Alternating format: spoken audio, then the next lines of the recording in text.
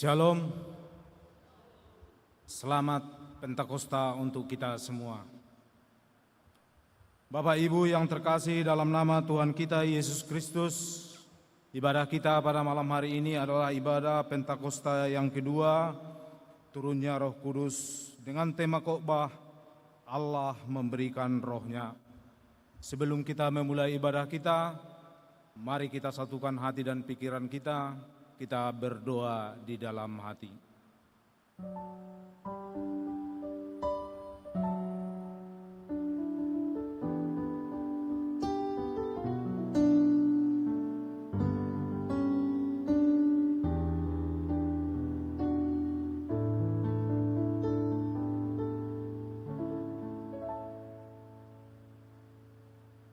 Amin.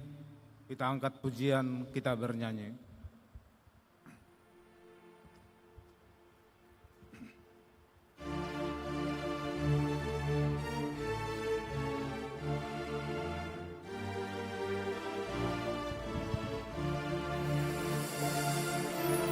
Tuhan, karyamu sungguh besar, ya kali semesta. Bintang dan bulan, surya terang, gunung lembah yang tinggi rendah, laut yang dalam, sungai kecil, ciptaan firman-Mu. Tuhan, curahkanlah kasih-Mu, lindungi umat-Mu, biar Roh-Mu dengan serta dan memberi kami hidup kekal. Tuhan, dengarlah doa syukur pujian padamu. Di dalam nama Allah Bapa dan anaknya Tuhan Yesus Kristus dan Roh Kudus, Khalid langit dan bumi. Amin. Dari Sion, puncak keindahan, Allah tampil bersinar. Allah kita datang dan tidak akan berdiam diri, sebab Aku akan mencurahkan air ke atas tanah yang haus dan hujan lebat ke atas tempat yang kering. Tuhanlah Allah, Dia menerangi kita. Ikatkanlah korban hari raya itu dengan tali pada tanduk-tanduk mezbah. Haleluya. Haleluya,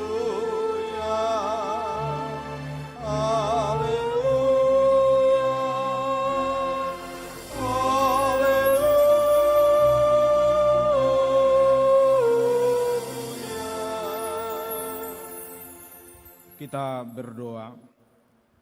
Ya Tuhan Yesus, Juru Selamat kami yang Maha Kasih, tidak terukur betapa besar dan dalamnya kasih dan anugerah-Mu kepada kami orang-orang berdosa dan lemah ini. Tanpa jemu-jemunya Engkau menyediakan air kehidupan untuk memuaskan dahaga kami. Tanpa bosan-bosannya Engkau menerima dan mengampuni kami. Engkaulah yang menyembuhkan luka-luka dalam hidup kami dan menyegarkan jiwa kami oleh kelembutan kasih-Mu. Anugerahkanlah Roh-Mu untuk menuntun hidup kami, supaya tidak menyimpang dari jalan kebenaran-Mu, sampai akhirnya kami Engkau perkenankan masuk ke dalam kerajaan-Mu. Amin. Jemaat, kami persilahkan duduk kembali. Untuk menyambut pembacaan firman, kita angkat pujian, kita bernyanyi.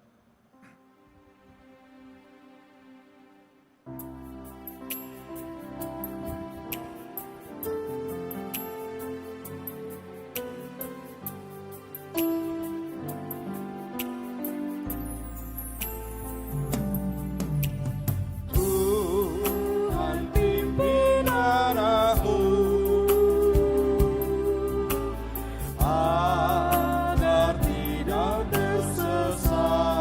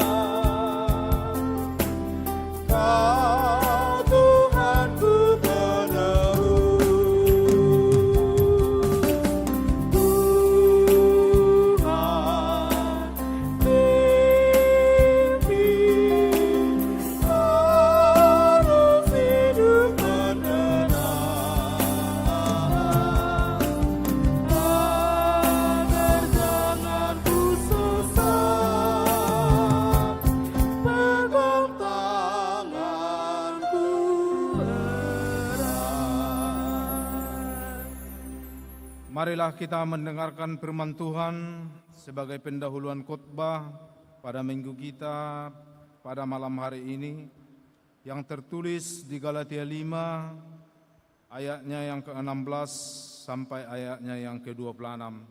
Seperti biasa kita baca secara bergantian. Demikianlah firman Tuhan. Hidup menurut daging atau roh. Maksudku, hiduplah oleh roh, dan kamu tidak akan menuruti keinginan daging. Sebab keinginan daging berlawanan dengan keinginan roh, dan keinginan roh berlawan dengan keinginan daging. Karena keduanya bertentangan, supaya kamu sekali tidak melakukan apa yang kamu kehendaki. Namun, jikalau kamu memberi dirimu dipimpin oleh roh, kamu tidak hidup di bawah oleh hukum Taurat. Perbuatan daging telah nyata, yaitu Itu pencabulan, kecemaran, hawa nafsu, Penyembahan berhala, sihir, perseteruan, perselisihan, iri hati, kemarahan, kepentingan diri sendiri, percekcokan, perpecahan. kedengkian, kebukan, estafora, dan sebagainya. Terhadap semuanya itu, kuperingatkan kamu seperti yang telah kubuat dahulu, bahwa barang siapa melakukan hal-hal yang demikian, ia tidak akan mendapat bagian dalam kerajaan Allah.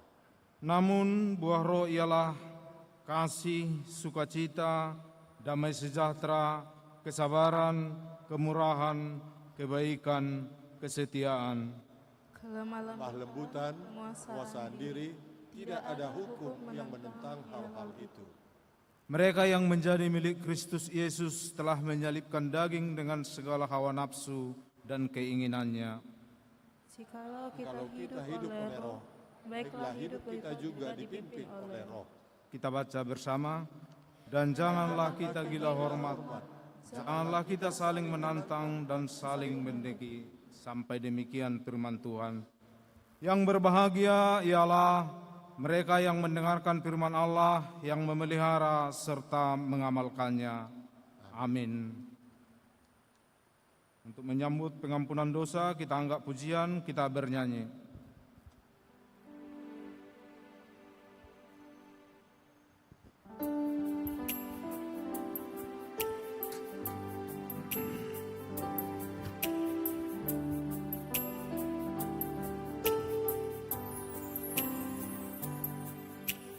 Bila ku renung dosaku padamu Tuhan,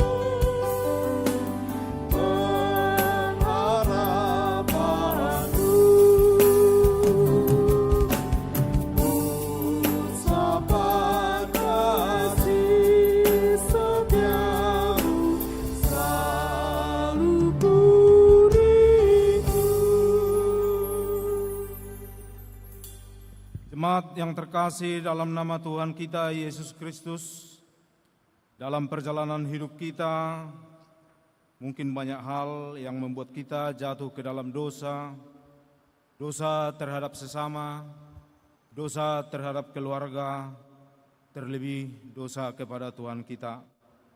Di kesempatan ini, mari kita datang sujud ke hadapan Tuhan untuk memohon segala dosa, mohon keampunan segala dosa-dosa kita. Kita mulai berdoa di dalam hati.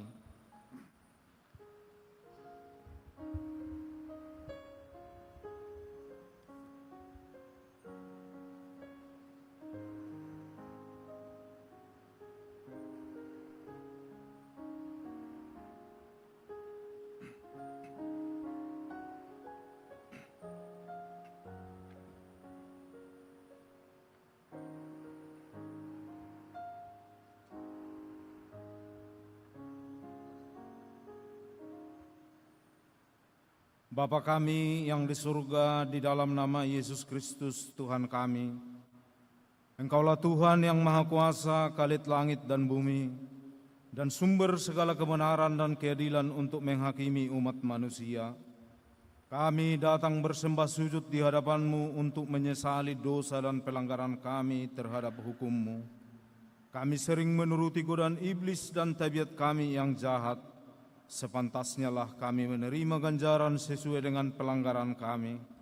Tetapi kami telah sadar akan kejahatan kami, sehingga kami datang ke hadapan-Mu untuk menyerahkan diri dan menyesali segala dosa kami. Tolong dan kasihanilah kami, ampunilah segala dosa dan pelanggaran kami.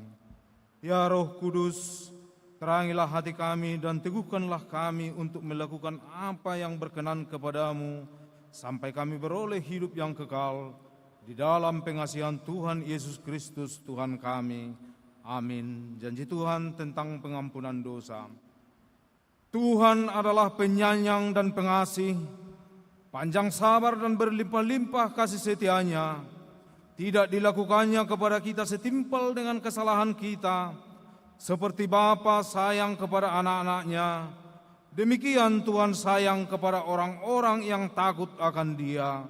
Segala kemuliaan bagi Allah di tempat yang maha tinggi. Amin. Jemaat kami persilahkan duduk kembali. Kita angkat pujian syukur kita bernyanyi.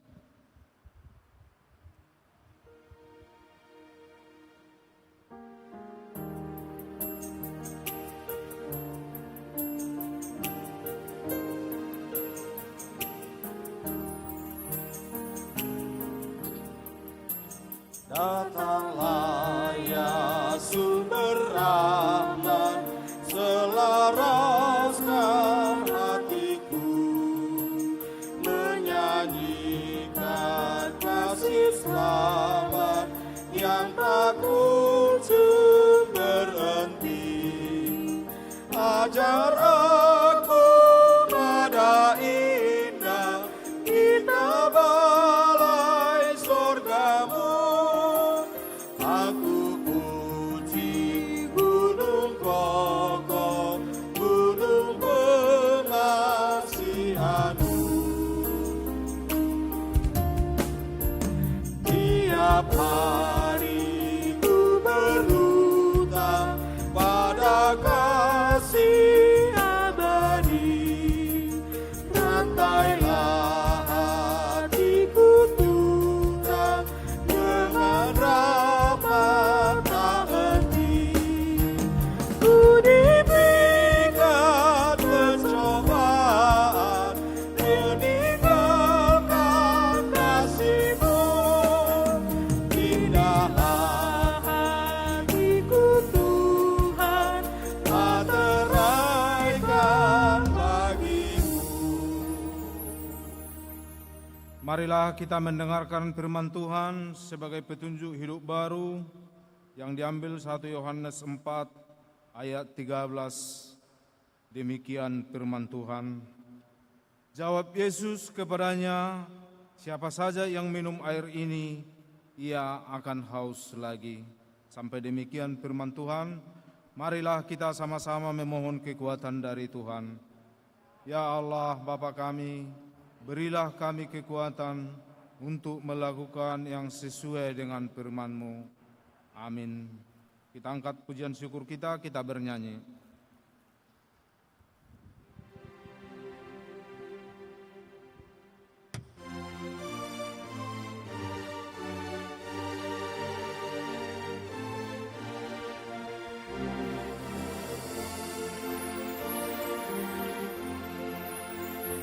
Yang Maha Mulia memberikan sukacita, damai sejahtera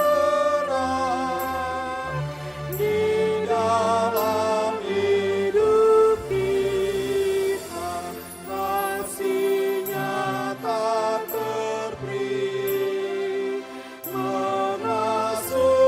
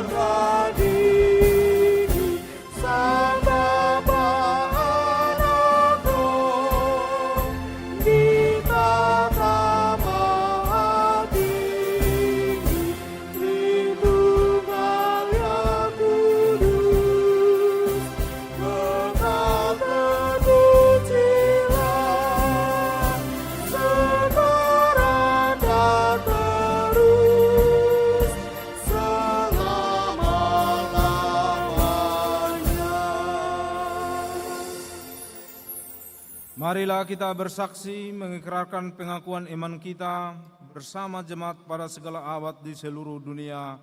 Kita ucapkan bersama.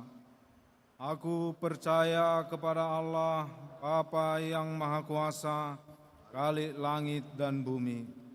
Aku percaya kepada Yesus Kristus, Anak-Nya yang tunggal Tuhan kita, yang dikandung daripada Roh Kudus, lahir dari anak darah Maria, yang menderita di bawah pemerintahan Pontius Pilatus, disalibkan, mati dan dikuburkan, turun ke dalam kerajaan maut, pada hari ketiga bangkit pula dari antara orang mati, naik ke sorga, duduk di sebelah kanan Allah Bapa yang Maha Kuasa, dan akan datang dari sana untuk menghakimi orang yang hidup dan yang mati.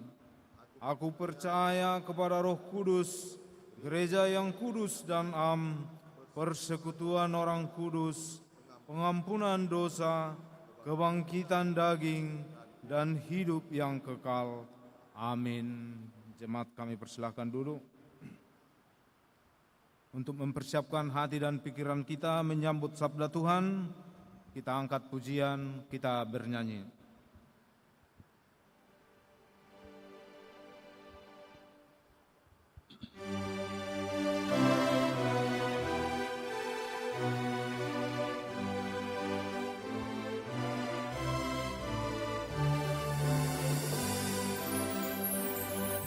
Yesus lihat umat-Mu yang mendamai Kau berfirman, dan arahkan pada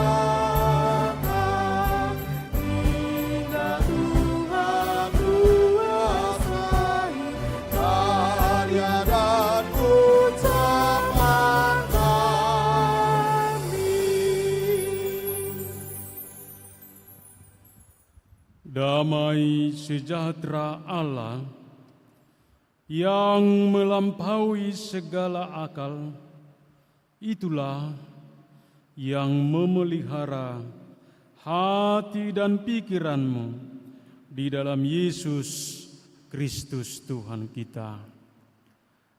Amin. Shalom. Bapak, Ibu, dan saudara-saudari yang terkasih di dalam Tuhan Yesus Kristus, di hari Pentakosta yang kedua ini, kita akan mendengarkan firman Tuhan yang diambil dari Nehemia pasal 9 ayat 20 sampai ayat 31 dengan satu tema dikatakan kepada kita, Allah memberikan rohnya. Allah memberikan rohnya. Demikian firman Tuhan. Mari kita dengarkan dan saya akan bacakan kepada kita semua. Dan engkau memberikan kepada mereka rohmu yang baik untuk mengajar mereka. Juga manamu tidak kau tahan dari mulut mereka, dan engkau memberi air kepada mereka untuk melepaskan dahaga.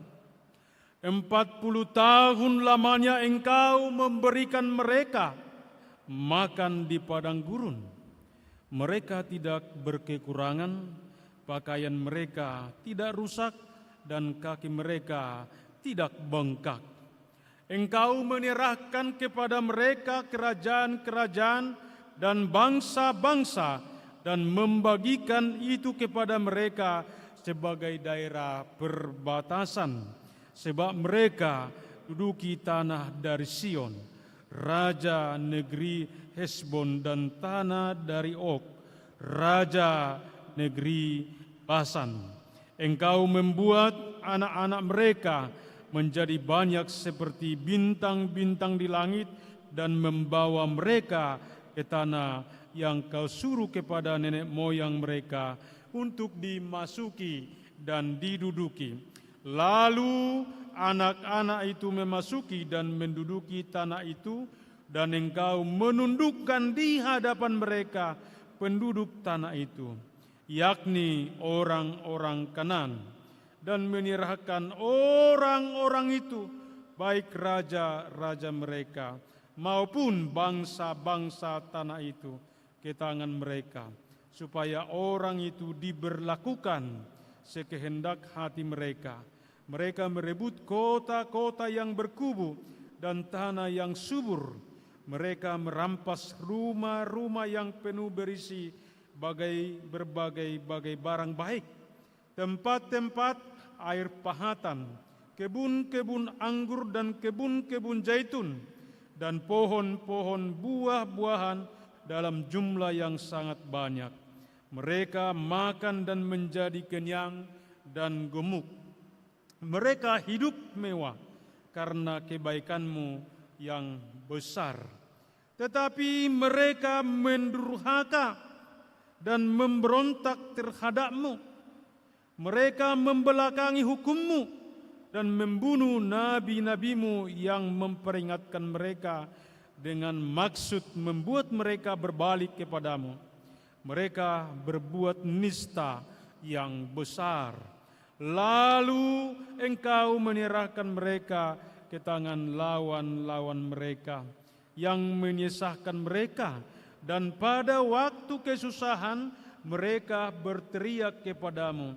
Lalu engkau mendengar dari langit, dan karena kasih sayangmu yang besar kau berikan kepada mereka orang-orang yang menyelamatkan mereka dari tangan lawan mereka. Tapi begitu mereka mendapat keamanan, kembali mereka berbuat jahat di hadapanmu. Dan engkau menyerahkan mereka ke tangan musuh-musuh mereka yang menguasai mereka. Kembali mereka berteriak kepadamu, dan Engkau mendengar dari langit, lalu menolong mereka berulang kali karena kasih sayang-Mu. Engkau memperingatkan mereka dengan maksud membuat mereka berbalik kepada hukum-Mu, tetapi mereka bertindak angkuh. Mereka tidak patuh kepada perintah-perintah-Mu, dan mereka berdosa terhadap peraturan-peraturan-Mu yang justru memberi hidup kepada orang yang melakukannya. Mereka melintangkan bahu untuk melawan. Mereka bersih tegang leher dan tidak mau dengar. Namun tahun-tahun lamanya Engkau melanjutkan sabar-Mu terhadap mereka.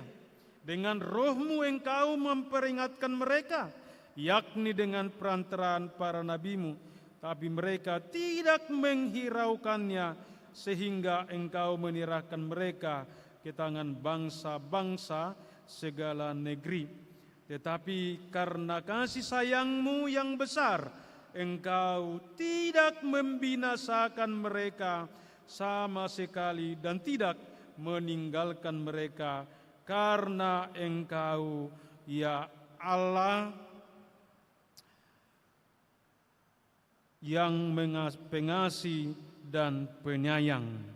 Demikian firman Tuhan. Bapak, Ibu, dan saudara-saudari yang terkasih di dalam Tuhan Yesus Kristus. Kira-kira kalau kita ditanya, di tengah-tengah perjalanan dan pergumulan hidup ini, adakah Roh Tuhan yang menyertai, menuntun, dan menjaga kita?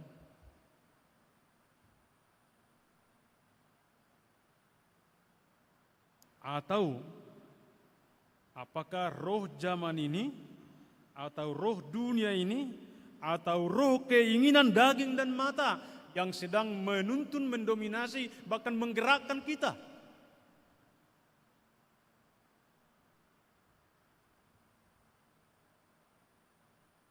Di dalam Nehemia pasal 9 ini dinyatakan di situ soal doa dan pengakuan dosa bangsa Israel. Dikatakan dalam pasal ini, bangsa Israel sedang mengingat kembali akan kesetiaan Tuhan, akan kasih sayang Tuhan, akan kemurahan Tuhan di sepanjang sejarah kehidupan mereka. Dikatakan walaupun umatnya sering memberontak, umatnya berbalik kepada Tuhan seperti yang terjadi di padang gurun, tapi Tuhan tak henti-hentinya membuka hatinya, membuka kasih sayangnya, membuka kemurahannya dengan satu tujuan, untuk mengasihi, bahkan memberi kehidupan kepada mereka. Itulah umat Tuhan itu. Bahkan dikatakan mereka berkali-kali meninggalkan Tuhan, tapi Tuhan mengembalikan mereka. Tapi ketika mereka dikembalikan, mereka bersuka cita. Sebentar lagi mereka kembali jatuh dan melakukan dosa dan kejahatan di hadapan Tuhan. Tetapi Allah tetap bersabar, itu dikatakan, memelihara dan terus bekerja melalui Roh-Nya. Makanya dikatakan dalam ayat 20 ini begitu tegas dikatakan bahwa yang menjadi pusat perhatian khotbah ini adalah dikatakan, Engkau memberikan kepada mereka Roh-Mu yang baik untuk mengajar mereka. Jadi sejak dari awal, dari penciptaan sampai sekarang, bahwa Roh Allah adalah menjadi hal yang sangat istimewa di tengah-tengah semua ciptaan Tuhan dan di tengah-tengah kehidupan ciptaan itu, dan secara khusus kita umat manusia. Kalau kita melihat di dalam Kisah Rasul 2 ayat 1 sampai 13, dikatakan di situ bahwa tanda dan bukti bahwa Roh Tuhan telah nyata dan dicurahkan kepada para rasul dan juga kepada orang-orang percaya. Itu dikatakan di situ, datanglah tiupan angin yang begitu keras di mana mereka tinggal di rumah itu, dan dikatakan hinggaplah kepada mereka lidah-lidah api di dalam tubuh mereka, dan dikatakan itulah tanda dan bukti bahwa Roh Kudus sudah nyata dan berkuasa di dalam kehidupan daripada para rasul dan juga orang-orang percaya. Dan dikatakan lagi di situ bahwa yang menjadi dampak, efek daripada kuasa Roh Kudus Tuhan telah berkuasa dan bekerja dan menghidupi para rasul, dikatakan mereka diberi kemampuan untuk mentransfer, untuk menerjemahkan akan kerajaan Allah itu, untuk memberitakan Injil itu kepada semua bahasa dan suku pada saat itu yang datang di Yerusalem. Tidak hanya satu bahasa, tidak hanya satu suku, tapi ketika mereka dipenuhi dengan Roh, maka mereka dapat memberitakan, dapat berbicara, dapat menyampaikan, dan dapat menyaksikan Yesus adalah Tuhan, keselamatan dan kehidupan. Dan di dalam khotbah kita yang semalam dari 1 Korintus 12 ayat 3 sampai 11 dikatakan di situ bahwa Tuhan mengaruniakan karunia Roh yang bermacam-macam, yang beragam-ragam kepada semua orang percaya tanpa membeda-bedakan. Semua diberi karunia Roh. Lalu coba kita bertanya pribadi lepas pribadi pada saat ini, kira-kira karunia Roh itu bisakah kita kenali, bisakah kita alami, dan bisakah kita fungsikan? Saya selalu mengatakan hanya melalui karunia Roh itulah kita dapat sebenarnya berhubungan erat, berkomunikasi, bersekutu dengan Tuhan di tengah-tengah kehidupan ini.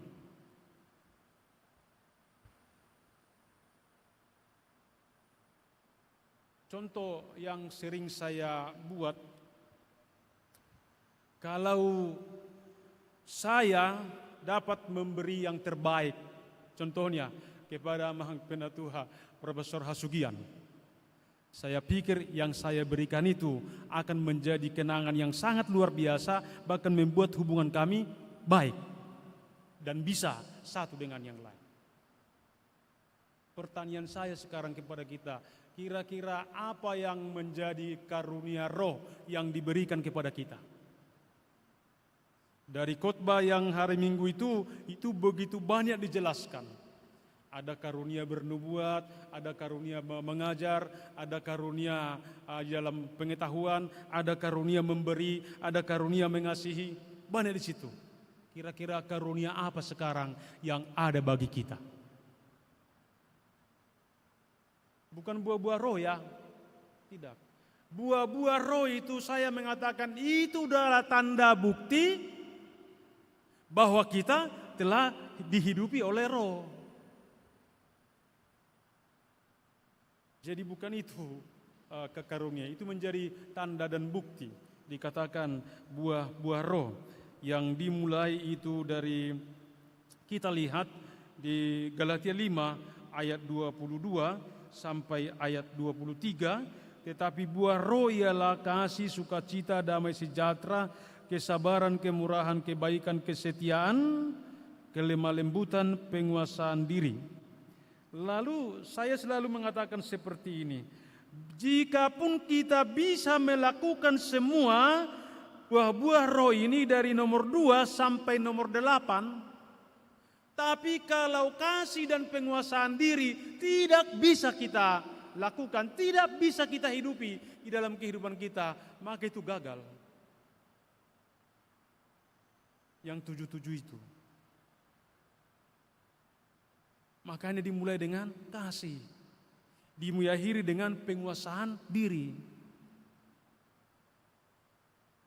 Ya, untuk apa kita bisa dikatakan di sini tadi mengalami contohnya sukacita, damai sejahtera, kesabaran, kemurahan, kebaikan, kesetiaan, kelemah lembutan, tapi tidak ada penguasaan diri.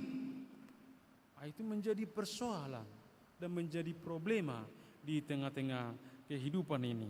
Sekali lagi coba kita renungkan pada saat ini, apa kira-kira karunia yang Tuhan nyatakan kepada orang-orang percaya di zaman ini melalui karunia roh. Karena dikatakan beragam-ragam karunia yang Tuhan anugerahkan kepada manusia, secara khusus kepada orang-orang percaya. Tapi dikatakan itu bukan untuk mendatangkan konflik atau mendatangkan perbedaan yang ribet antara satu dengan yang lain. Tapi dikatakan berbagai karunia itu dikatakan harus terjadi itu dengan berbeda-beda supaya kita dapat saling melengkapi satu dengan yang lain. Kalau dikatakan menjadi kepentingan bersama. Semalam saya katakan di dalam khotbah di salah satu gereja, saya katakan seperti ini. Kita lihatlah dulu dalam hal memberikan persembahan. Padahal semua kita berbeda-bedanya yang kita miliki, berbeda-bedanya talenta kita, berbeda-bedanya harta atau yang kita miliki atau pendapatan kita. Tapi kayaknya di tengah-tengah gereja pemberian persembahan sama-sama adalah goceng. Yang hebat pun goceng, yang tidak hebat pun goceng, yang hebat-hebat pun goceng. Pikirku apakah memang berkat-berkat yang diberikan Tuhan kepada kami ini goceng? Ya. Padahal berbeda-beda kita mendapatkan berkat, mendapatkan karunia, mendapatkan pekerjaan mungkin. Tapi kenapa dalam hal memberi kita harus bisa sama? Semalam di ruang kustori agak-agak ketawa-ketawa yang menghitung persembahan. Karena dihitung uang 2.000 berapa? 320 lembar. Ya. Tapi positiflah kita, ya mungkin itulah di masa-masa krisis ini ya. Apalagi 2 bulan, akhir-akhir bulan ini kan, mungkinlah seperti itu. Tapi kenyataannya kita lihat, jaranglah kita lihat di GKP ada persembahan yang hijau, yang biru sama yang merah ya. Jaranglah itu. Kalau dulu katanya ada di sini, itulah dululah itu. Sekarang sulit itu. Di mana-mana kita lihat. Tapi Tuhan menganugerahkan kepada kita karunia yang berbeda-beda. Berkat yang berbeda-beda. Berkat yang jumlahnya berbeda-beda. Jadi kira-kira bagaimana kita memungsikan itu? Bagaimana kita melakukan itu? Tapi pada saat ini melalui firman ini yang dari Nehemia 9 ini dikatakan bahwa Tuhan memberikan kepada mereka roh-Mu yang baik untuk mengajar. Pertanyaannya untuk kita jawab pada saat ini, mengapa Allah memberikan roh-Nya kepada umat-Nya? Mengapa Allah memberikan roh-Nya kepada orang-orang percaya? Itu dalam peristiwa hari Pentakosta, hari ke-50, hari pencurahan dan turunnya Roh Kudus di tengah-tengah dunia ini. Dalam hal ini, Bapak, Ibu, dan saudara-saudari yang terkasih dalam Yesus Kristus, ada 3 kebenaran yang luar biasa yang perlu kita pahami dan fungsikan pada saat ini. Dikatakan Allah memberikan rohnya kepada umatnya dan juga kepada kita orang-orang percaya di tengah-tengah dunia ini. Dikatakan adalah untuk menuntun dan mengajar umatnya dan orang-orang percaya. Tanpa itu tidak bisa kita berjalan menghadapi bahkan melewati setiap hal yang kita hadapi di tengah-tengah kehidupan ini. Tuhan berkata, Engkau memberikan kepada mereka roh-Mu yang baik untuk mengajar, untuk menuntun. Dan itu jugalah yang dikatakan oleh Tuhan Yesus kepada murid-muridnya dan juga kepada kita pada saat ini. Jika Bapa telah mengutus rohnya di dalam namaku, yaitu Roh Kudus, itulah yang menuntun, itulah yang mengajari, itulah yang menyertai, bahkan itulah yang memberikan kekuatan, bahkan menginsapkan kamu untuk dapat memahami kepada segala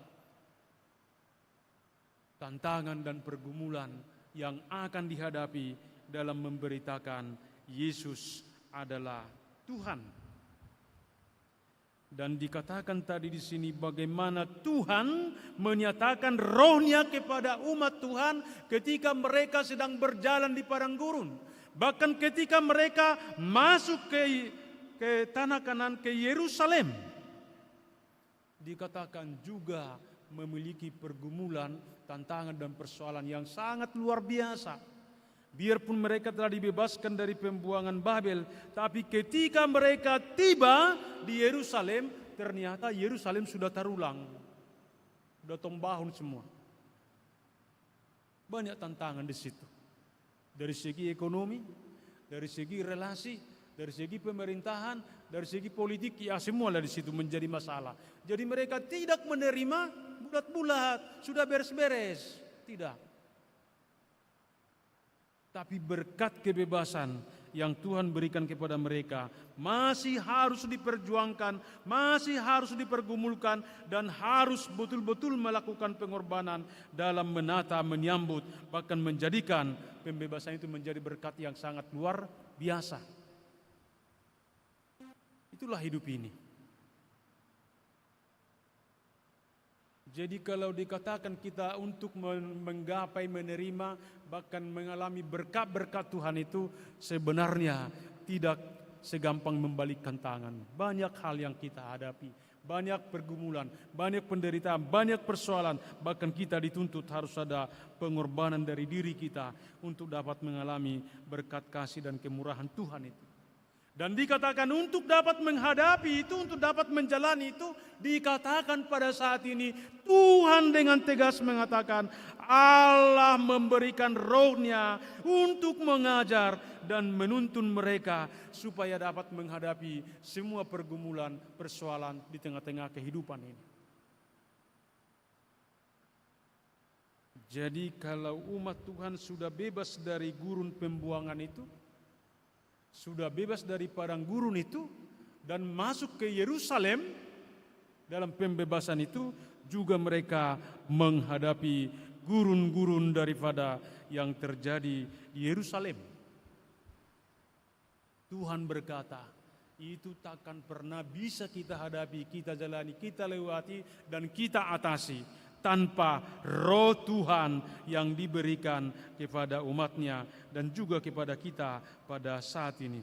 Jadi roh Tuhan itu, Roh Kudus itu memberi kehidupan, memberi hikmat, memberi semangat, menegur bahkan menunjukkan jalan yang benar dan menolong umatnya untuk memahami kehendak Tuhan di tengah-tengah pergumulan itu, bahkan di tengah-tengah berkat-Nya itu. Jadi dikatakan bukan hanya makanan jasmani yang menjadi ukuran berkat daripada Tuhan itu, bukan hanya kehidupan jasmani yang menjadi ukuran daripada bahwa Tuhan menyatakan rohnya, Tuhan memberi karunia kepada kita, tidak.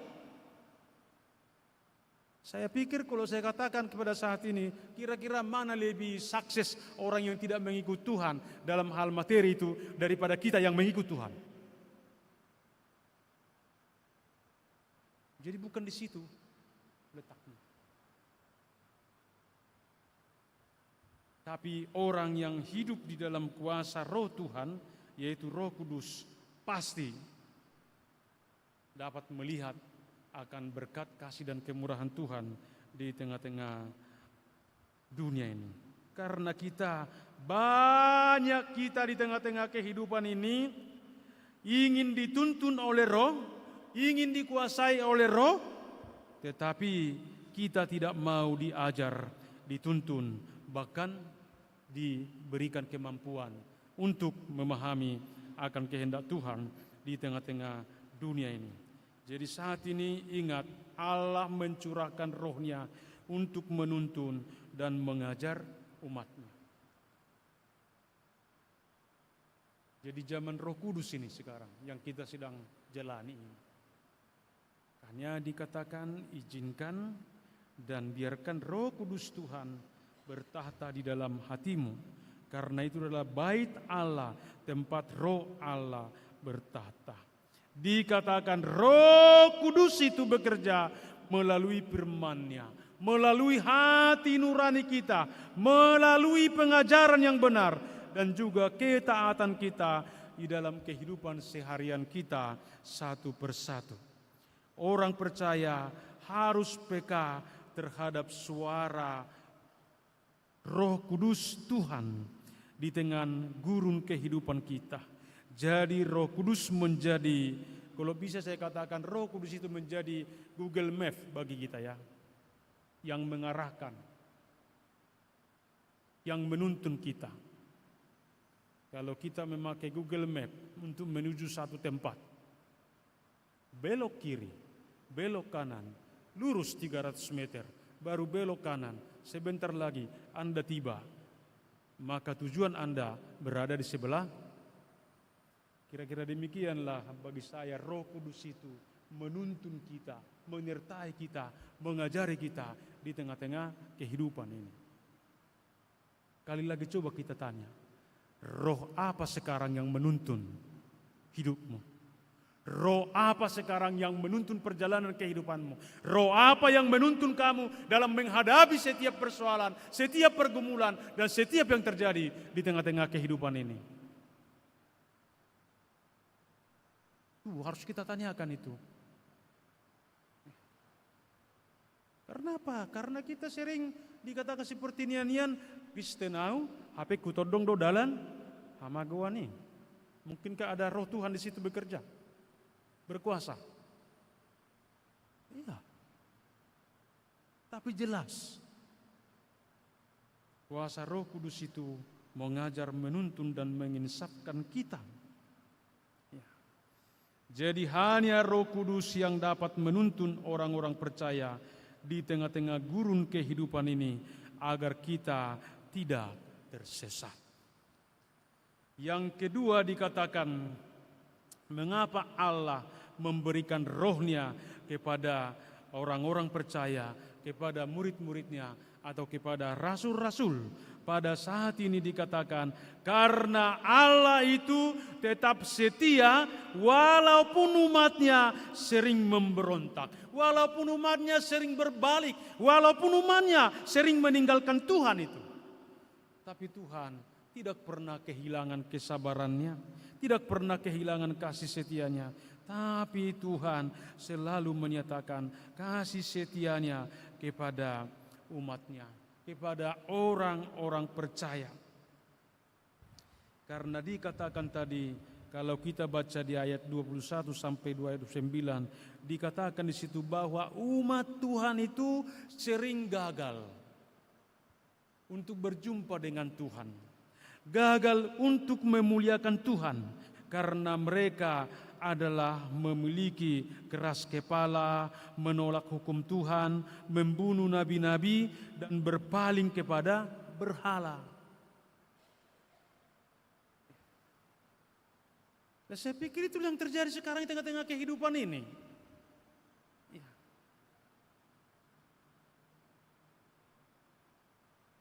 Itulah yang kita lakukan di tengah perjalanan kehidupan kita ini. Dikala kita dibebaskan oleh Tuhan itu kita bersuka cita. Tapi sebentar lagi jatuh lagi. Jatuh lagi. Kembali lagi. Tidak konsisten.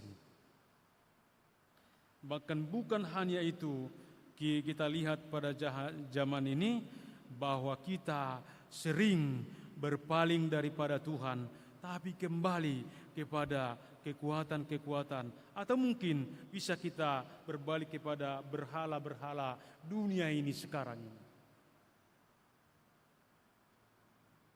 Tapi kasih Tuhan itu, kemurahan Tuhan itu dikatakan pada saat ini, engkau dengan rohmu memperingatkan mereka dengan perantaraan nabi-nabimu. Roh Allah bukan hanya menghibur, bukan hanya menegur, tapi dikatakan memperingatkan, bahkan menghukum.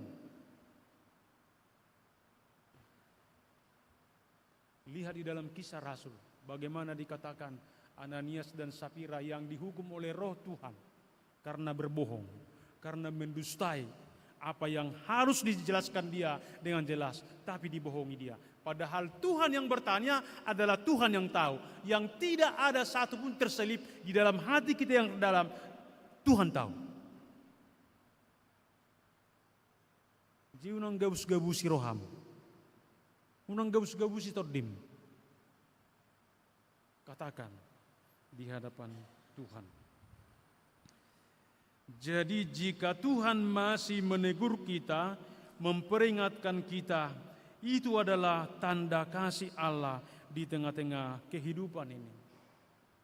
Seperti bangsa Israel, ketika Tuhan mengizinkan mereka untuk dikuasai bangsa lain, ketika mereka diizinkan jatuh ke dalam persoalan dan pergumulan kehidupan itu, tapi justru di situ kuasa dan kasih Tuhan nyata bagi mereka supaya mereka dapat melihat dan mengalami kuasa Tuhan yang sangat luar biasa itu.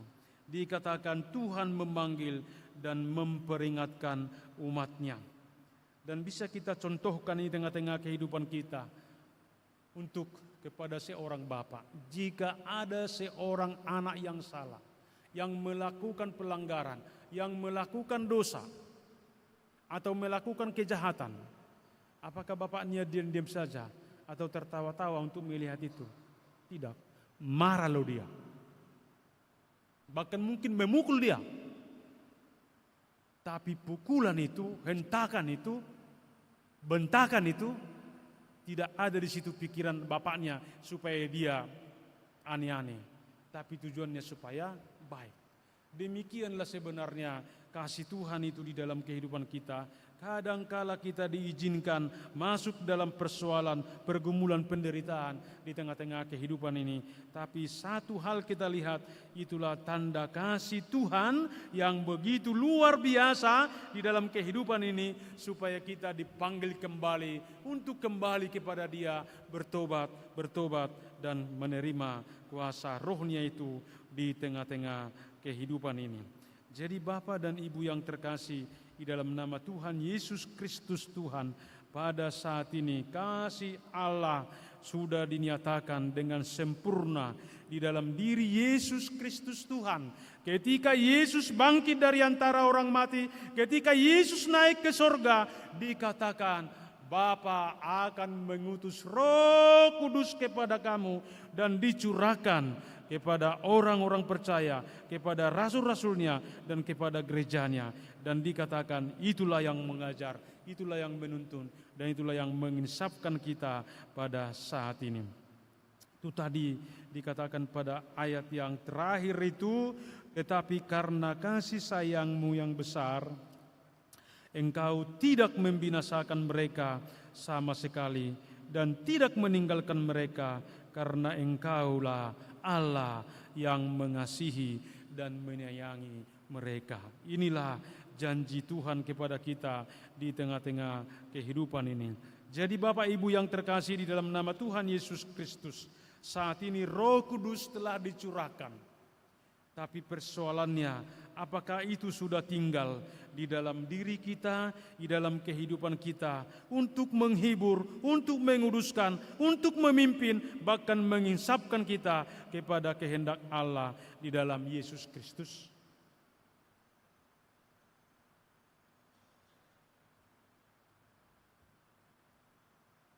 Paulus dengan tegas mengatakan itu.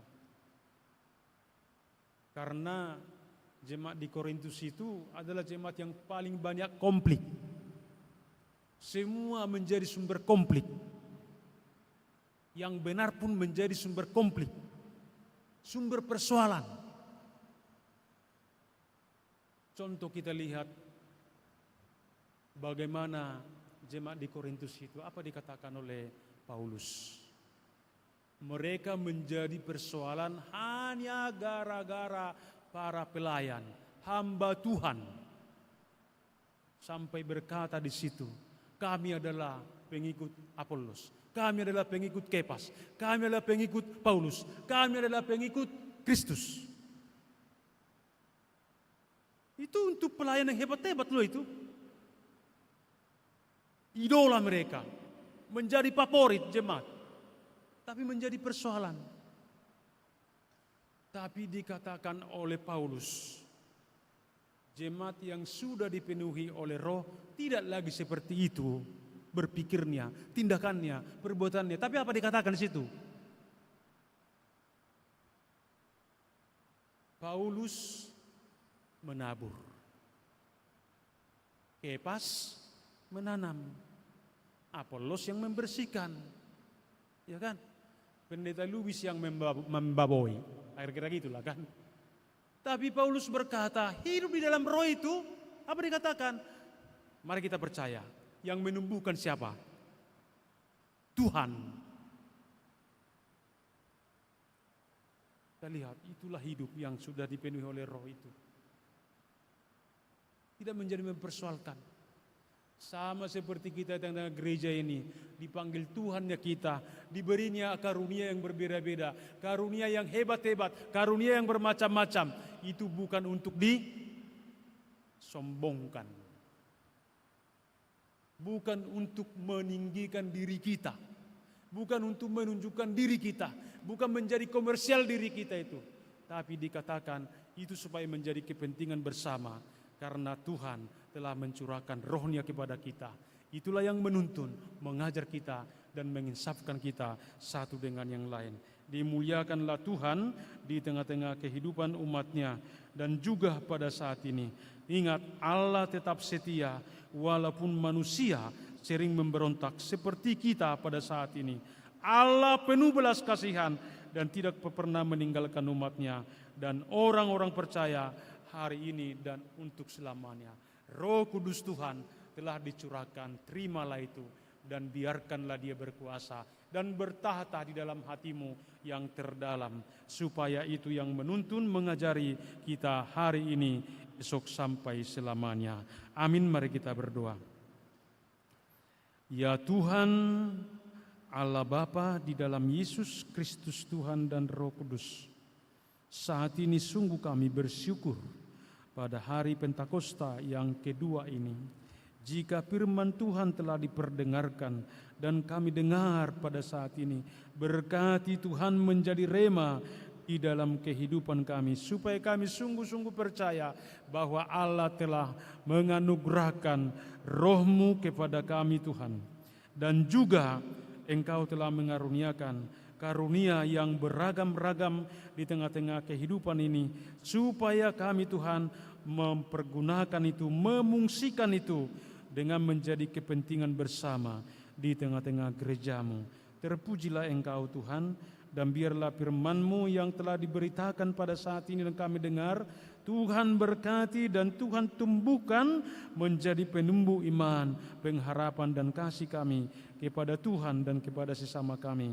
Malam ini, esok dan sampai selamanya. Biarlah Tuhan pada saat ini Engkau berkati firman-Mu, dan biarlah kami Tuhan sungguh-sungguh pada saat ini telah menerima dan menghidupi, bahkan membiarkan Roh Tuhan berkuasa di dalam hati sanubari kami. Terpujilah Engkau Tuhan kekal untuk selamanya. Di dalam Yesus Kristus Tuhan kami berdoa. Amin.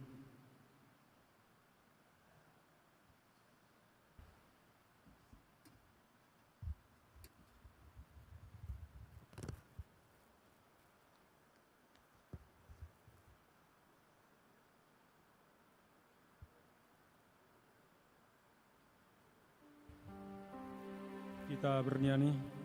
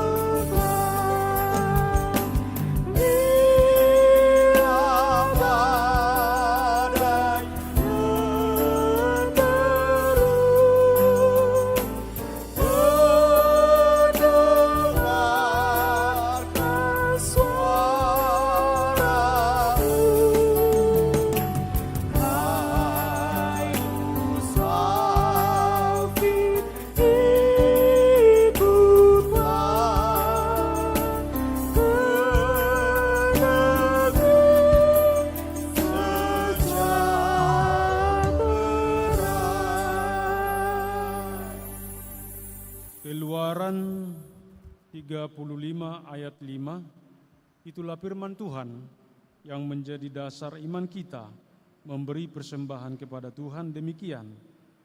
Ambillah bagi Tuhan persembahan khusus dari barang kepunyaanmu. Setiap orang yang terdorong hatinya harus membawanya sebagai persembahan khusus kepada Tuhan. Emas, perak, dan tembaga. Amin, kita beri persembahan kita dengan sukacita.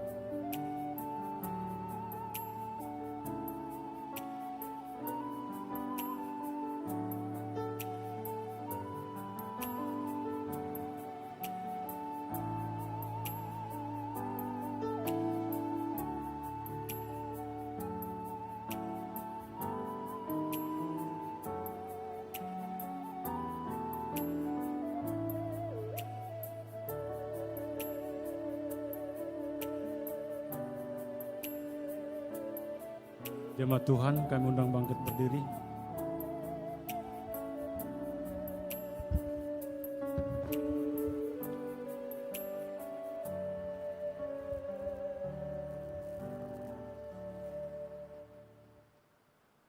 Marilah kita berdoa. Ya Tuhan, Allah Bapa kami yang ada di surga, kami mengaku dengan setulus hati, Engkaulah sumber segala berkat dan karunia dalam hidup kami. Di sini kami memberikan persembahan korban syukur kami kepadamu. Terimalah persembahan umat-Mu dan berkatilah.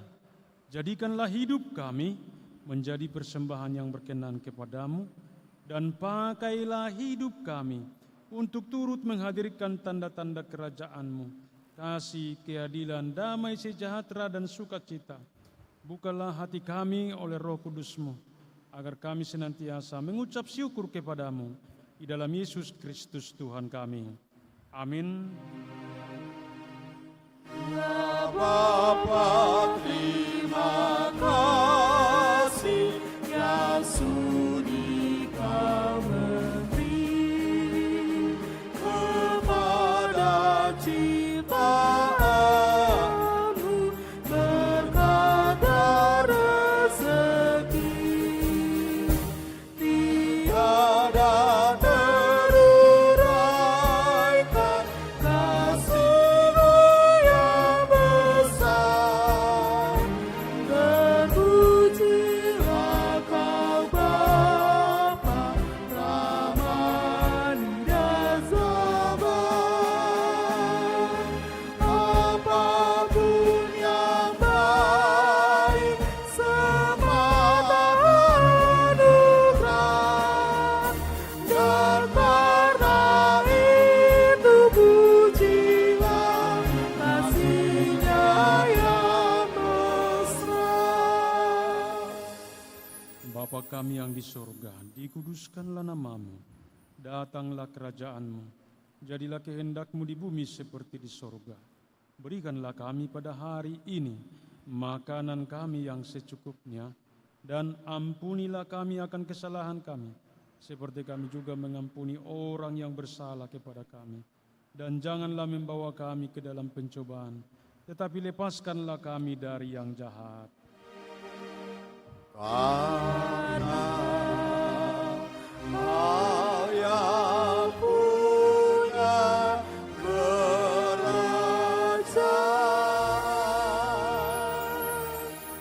dan kekuasaan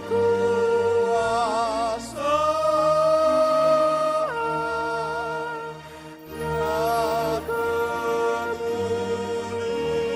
kemuliaan sampai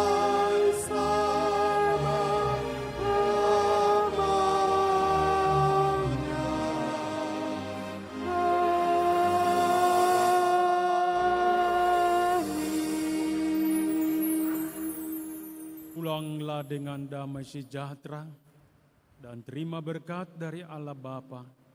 Tuhan memberkati dan melindungi engkau. Tuhan menyinari engkau dengan wajah-Nya dan memberi engkau kasih karunia. Tuhan menghadapkan wajah-Nya kepada engkau dan memberi engkau damai sejahtera. Amin. Amin.